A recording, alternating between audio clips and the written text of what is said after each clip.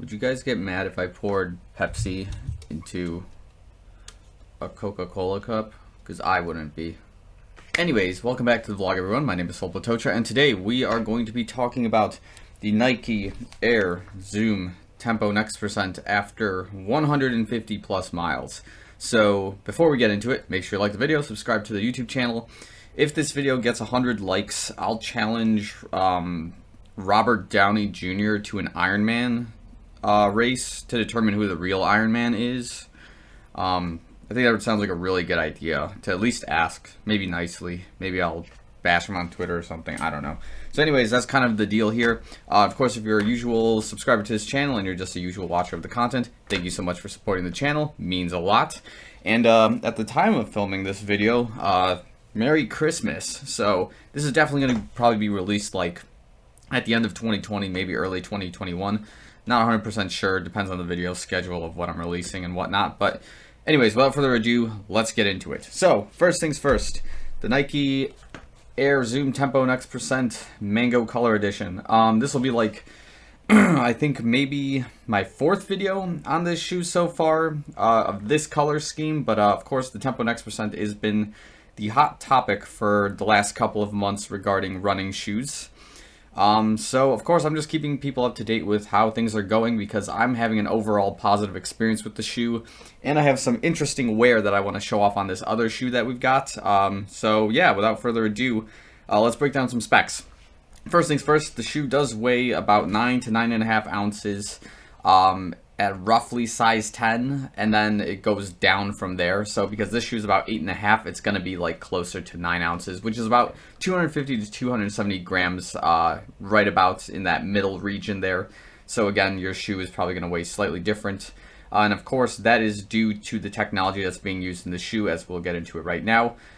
First things first, the bottoms of the shoe, or the under, lower, whatever you want to consider it, is about an 8 to 10 millimeter stack height, which puts it at about a high heel kind of feeling for most running shoes that you can play around with, I suppose. But the caveat with this one is that even when the shoe is completely flat on the ground, it does kind of have the toe box go up a little bit because this bottom here is sort of pushed in.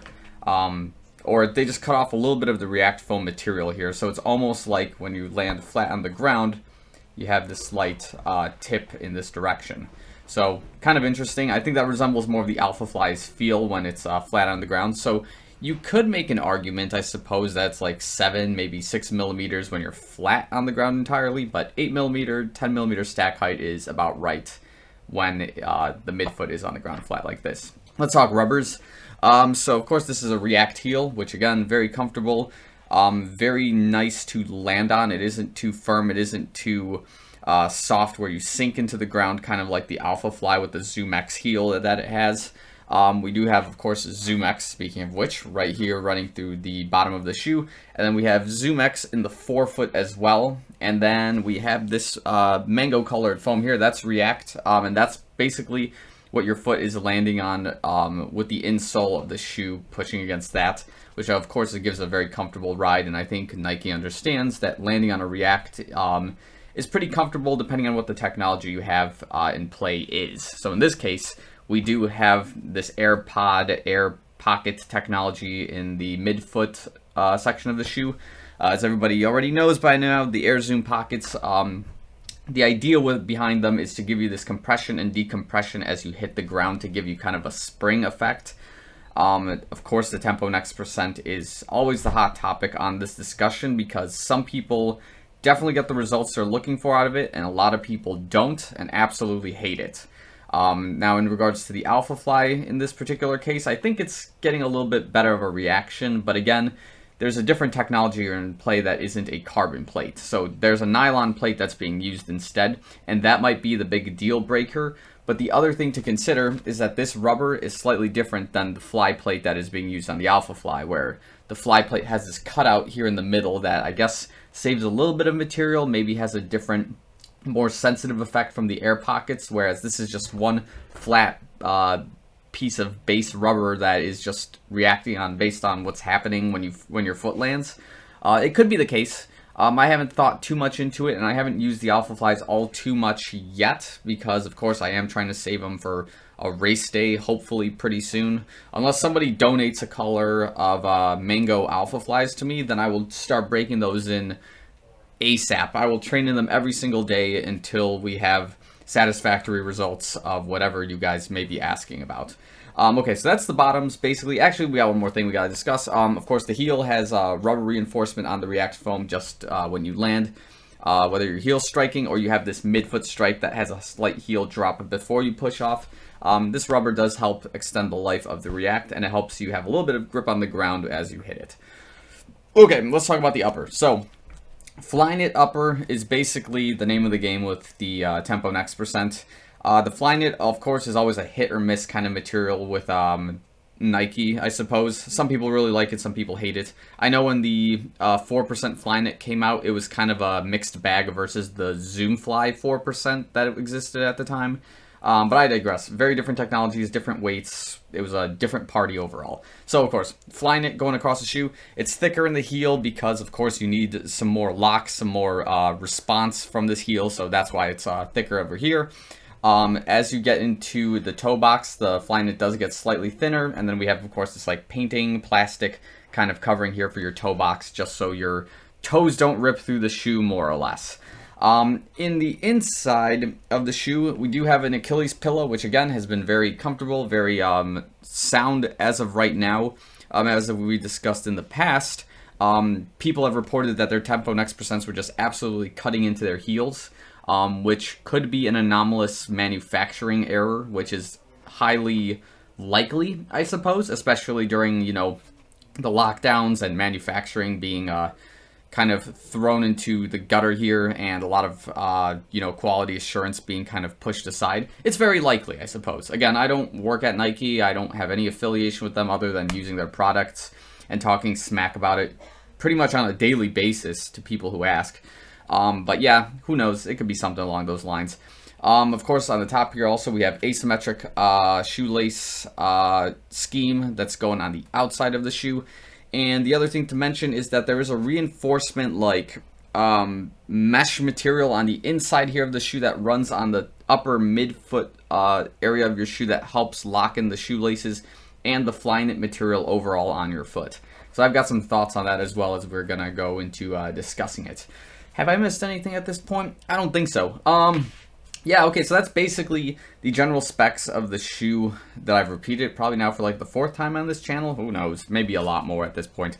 But yeah, let's get into it. So, I'm going to show you both shoes, but first, we're going to show you what's been going on with this particular shoe, which has a slight offset when I'm running on this like ground that's leaning towards the lake, and when you're running north along the lake, it's slanted down towards the lake, whatever.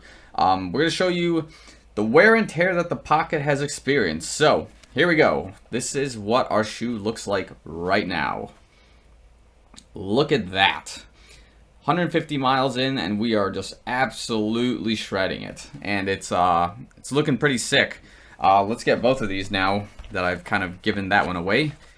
Oh, snap. I almost totally destroyed all of my stuff just now. That's cool. Anyways, here we go. We gotta get that shoelace. There we go. So this is what our bottoms are looking like on both ends. As you can see. Heels, not so much damage because I'm not really landing on the heels. I'm not walking in these very often, so we're not going to see any heel wear and tear on them. But that's... Jesus, I can't hold these shoes for the life of me. Okay. Anyways, let's talk about this. So, basically, as you can see on my right foot, the Air Zoom pocket is basically pretty exposed now. It is just, we're just constantly shredding this rubber on this upper area right there. I can literally see the blinking light of the GoPro through the rubber now. But yeah, basically, I'm not experiencing a difference in the running, more or less. Just what's happening now is I'm just more conscious after my runs to be looking at how this rubber is just peeling off just step by step, and we're exposing this air pocket a lot more. And yeah, there's been a lot of talk on this channel from people that have been commenting, and like people have been following this journey with the shoe of potentially using some materials to like a silicone mixture or some kind of like rubber spray more or less to start covering this up. I'm not sure if I'm at the point that I want to get to doing that yet. I do want to see if I can break this Air Zoom pocket though on the shoe. If I can do that, that'd be pretty sick, because then we have like a general lifespan of this shoe for somebody who's more of a midfoot to forefoot striker. And yeah, that'll be kind of like my official lifespan suggestion for the shoe, if you're as aggressive of a runner as I am. But basically, yeah, at this point you can see that the air pocket has more or less kind of fused a little bit with the rubber, and the rubber is obviously the first layer to go as we're pushing on it. The side piece here that's connecting the Zoom X to the air pocket is barely holding on, which is okay. Yeah, so it's barely holding on here. Again, it looks like it's just a matter of time before maybe like another 10-mile run would probably slice this completely open. And that'll be pretty sick once that happens, because we're going to just see how the shoe's performance is affected after that, because this rubber is supposed to be, I'm guessing, working in tandem with the Zoom X forefoot area and the Air Zoom pocket to have some kind of, you know, fused interaction. And if you break this rubber and you're having this slightly outward strike on it, you're just going to have one effect, whether it be just the Zoom X top or this Air Zoom pocket. So will it be a major side effect? Not 100% sure yet, but again, that's what this channel is for, to see if we can break it. And just overall, geez, I want to see if I can, like, the Air Zoom pocket, I'm not going to lie, just based on how I'm feeling it on the inside here, it's very tough. It's going to be a very hard break to run in this and just, like, shatter it. Like, I would have to probably step on, like, a literal glass beer bottle to break it. But don't give me any ideas, channel. That'll be really stupid if I do that. So anyways, that's kind of how this foot is standing, 150 miles in. As you can see, we've lost the entire grip on that section of the pod as well. On the inner side of the shoe, it's also not so bad, but it is beginning to have a little bit of wear here and there. Forefoot area, of course, is getting a little bit of scrape, as you can imagine. Anything else that we should address? Yeah, actually, I do have one major thing I do want to talk about with this shoe in terms of this inner mesh sock that the Flyknit shoelaces are using.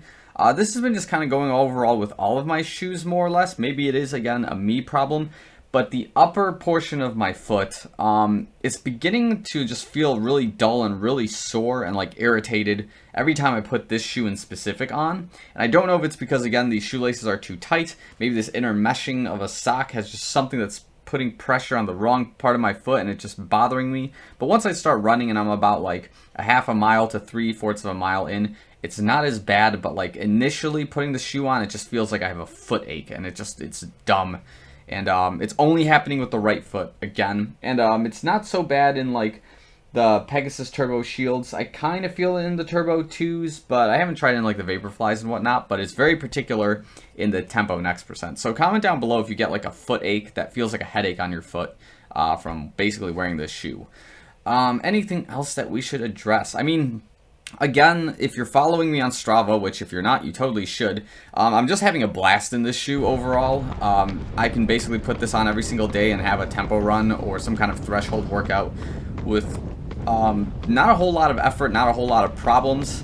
The only caveat is you do have to sometimes take a break from this shoe because your toenails do get pretty busted up if you're a midfoot, forefoot striker on a regular basis. And obviously my toes are pretty beat up from using this shoe for like 2 weeks straight when I was starting to first break it in. But now that I'm kind of like putting this back into more of a rotation with my Pegasus Turbo Series shoes and getting the Infinity React back in this mix, basically, yeah, my toes are getting a lot better, but you do get pretty beat up in this if you use it every single day at like 60 to 70% effort. So yeah, like I said, if you follow me on Strava, you're going to see that I'm regularly running like 610 to 550 pace very comfortably, actually. But of course, the trade-off is that your cadence and your steps per minute do drop by, I would say, almost, at least in my case, I'm like typically a 160 steps per minute kind of guy.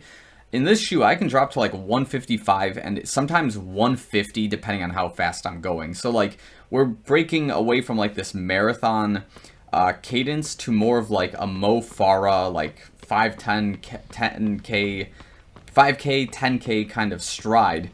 And yeah, it's very strange that this heavy of a shoe and this like spring of a shoe would kind of make the cadence change slightly, but I imagine it's probably the decompression of the pod once it's in your foot that would ultimately be doing something along those lines. So just be aware of that your cadence and your steps per minute will definitely change in this particular shoe.